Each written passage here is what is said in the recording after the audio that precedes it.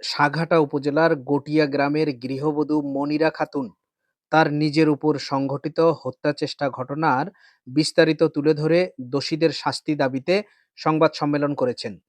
৪ই March বুধবার দুপুরে জেলা মডেল প্রেস ক্লাব গাইবান্ধায় অনুষ্ঠিত সংবাদ সম্মেলনে লিখিত বক্তব্যে তিনি দাবি করেন, পূর্ব পরিকল্পিতভাবে তার স্বামী আনারুল ইসলাম, শ্বশুর আকবর আলী ও শাশুড়ি তাকে হত্যা চেষ্টা করেন। আমি একটা অসহায় একটা নারী। আমরা ৩ বোন, আমাদের কোনো ভাই নেই। তো আমার বিয়ে হয় গাইবান্ধা ঢাকা।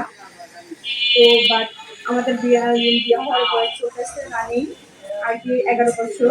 আমার একটা বাচ্চা আছে, নাম মোহাম্মদ আল-মুস্তাকিম। তো এখন আমাদের বিয়ে হওয়ার পরে ঠিক আছে, এতদিন যাবৎ ঘর সংসার করছি। ঘর সংসার করার পরে ঠিক আছে, আমার বাবার থেকে আমি অনেক কিছু নিয়ে আসছি। বাবার জমা বিক্রি করে যে যতটুকু থাকে আমি সব কিছু নিয়ে আসছি।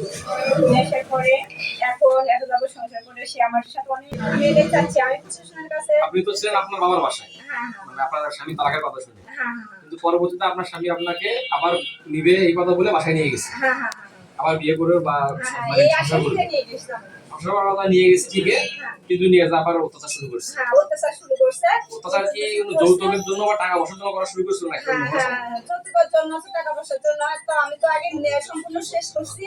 আবার বর্তমানে আমার কাছ থেকে টাকা পয়সা আবদার করে। আচ্ছা, টাকা পয়সা দেননি জন্য অত্যাচার করছে। আপনার স্বামী কি করে? বর্তমান সে বসে কোনো কিছু করে না।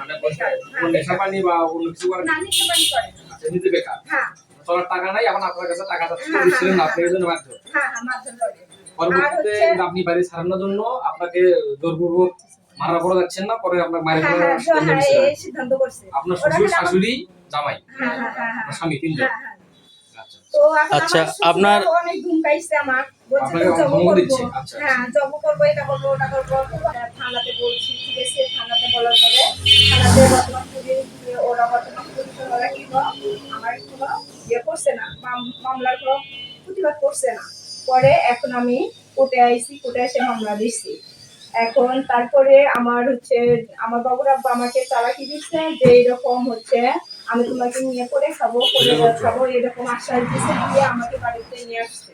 বাড়িতে নিয়ে আসার পরে সে আমাকে বর্তমান বাড়িতে রাখে, বা আমি বিয়ে করবো, বিয়ে সাথে করবো, নিয়ে এসে বাড়িতে রাখার পর ঠিক আছে, তার বাবা মা দ্বারা এখন আমার গলায় আমার গলা জব করছে, ঠিক আছে, বডি দিয়ে জব করছে।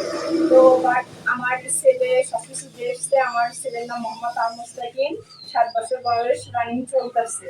তো বাট আমি দেশবাসীর কাছে বিশ্বাস চাই, আমার অসহায় একটা আমি নারী, ঠিক আছে, সবার কাছে আমি বিশ্বাস করছি যে আমার যেন প্রশাসনের কাছে, মিডিয়ার কাছে, সবার কাছে আমি বিচার চাচ্ছি, ঠিক আছে, আমার সুষ্ঠু বিচার চাচ্ছি। আমি এতটুকুই আমি দাবি করতেছি। সংবাদ সম্মেলনে ভুক্তভোগী মনিরা খাতুন দ্রুত আইনগত ব্যবস্থা গ্রহণ, দোষীদের গ্রেপ্তার এবং দৃষ্টান্তমূলক শাস্তির জোর দাবি জানান। Shahjahan Siraj, voice of Gaibandha.